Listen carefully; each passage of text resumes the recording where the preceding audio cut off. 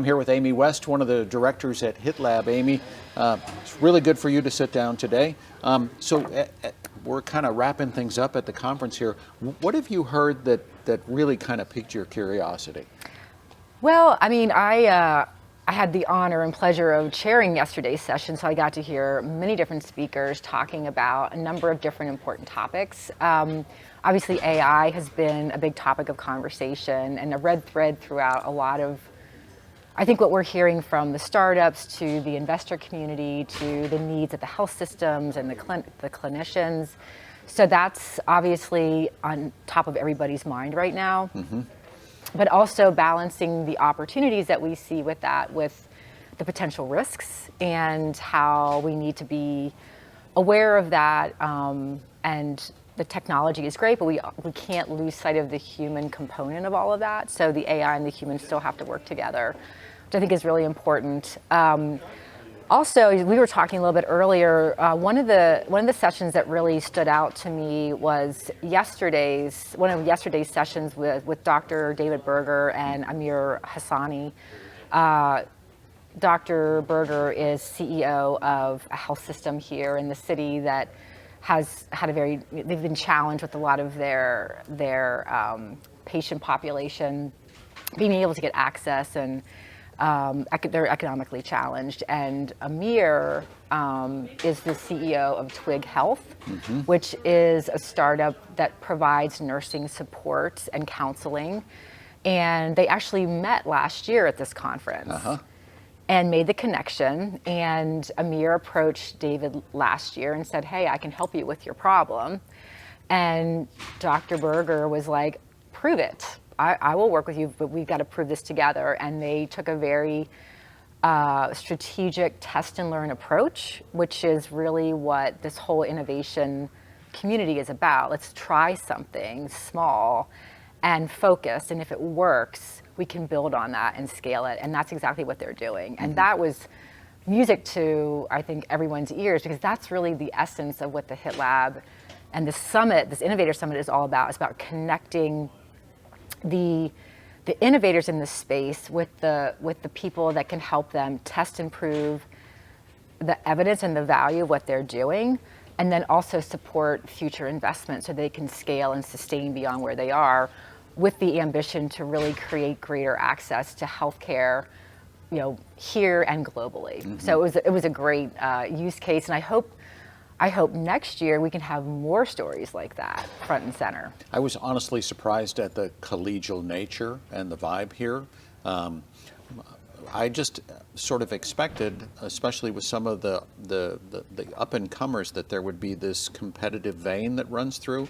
And sure, people are working hard and they're doing all they can to ensure success. But the amount of reaching out that I see and the little gatherings off to the side, that seems to be the key to this whole thing moving forward. Well, that's a big focus of what the HITLAB team is trying to do. We're trying to coordinate those meetings to make sure that there's opportunity to make these connections. Obviously, they're organic by the sessions and people just meeting and greeting and networking. Right. But we do a deep dive of the folks that are attending this conference and try to help facilitate those connections based on where we understand the opportunity and the needs are. And to facilitate, again, that networking that might not happen otherwise. And so that's why I think you're seeing a lot of these conversations. That's really, again, what our goal is. It's bring the right people together so that they can create that synergy to move these innovations forward. Mm-hmm. Back to AI for a second. This is my third. And you were the host the first day of that, there was a lot of talk about AI and its potential at that session. Mm-hmm. We've come a year, and now the message that I'm hearing is that if you're not using it, then you're behind, and that's a pretty big leap to make over mm-hmm. the course of 12 months. Yeah, well, I think I think there's always that sort of competitive component, there's that pressure component, and AI is still very buzzy, very much a buzzword. I think that people use that term very loosely at times too. Sometimes it's just an algorithm, a sophisticated algorithm. Right. And so you have to look under the hood a little bit, but it's not going away. I mean, it's clearly here to stay, but we have to be very mindful and aware. There's still a lot of challenges with data bias. And also, again, is it working the way it's supposed to? Because we don't want to create we don't want to unintentionally have harm happen. I mean, people could actually get hurt. And that can erode trust. And at the end of the day, if we don't have the trust, that's a big problem. So again, AI and other sophisticated technologies that we're seeing at this type of an event are really important, but we can't lose sight of the human component in all of this. These things need to work together. Right. And that's, I think, an important message that's come through with a lot of what we're seeing. And so I don't think we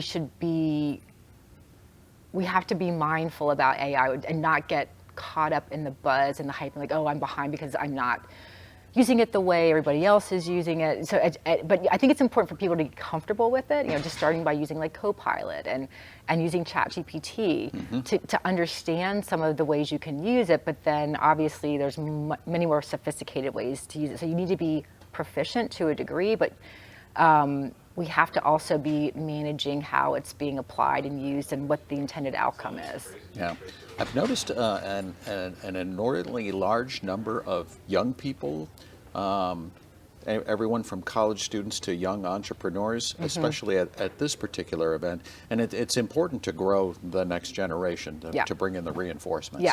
Yeah. We had a number of students that attended this year as a part of a program that we were sponsoring. Some of our interns from across the country have been here, and actually one of my interns was here, which was great. And getting them exposed to opportunities, because they're going to be looking for opportunities once they graduate, and a lot of them are in this space. So that's been great. It's been a real pleasure to get to talk to super smart people with really solid, good intentions around digital health and how can we apply it to create greater health outcomes. So that's why we've seen a lot of the young students here, as well as startups. I mean, they're the future of healthcare, and they're in it, and they're doing it, and they're trying, and they're looking to make connections with people that they can test and generate the evidence that's needed to grow and expand, but then also to work with the investor community, because that's really important as well. But what really struck me on day one in the morning session was very nicely structured around, if you are a startup looking for venture investment or any sort of capital of any kind, this is the way you need to structure the conversation. This is how you should structure your pitch deck. This is what we're looking for. And you need to be thinking about that value proposition. It's not just about you have a solution that works or we're looking to prove that it works. It has to have that shared value for across the value chain. So I think it was a really good morning sessions on day one. Well, Amy, thanks for coming by. Keep up the good work, and we look forward to seeing you at future sessions. Awesome. It's great to talk with you. Thank you. Thanks.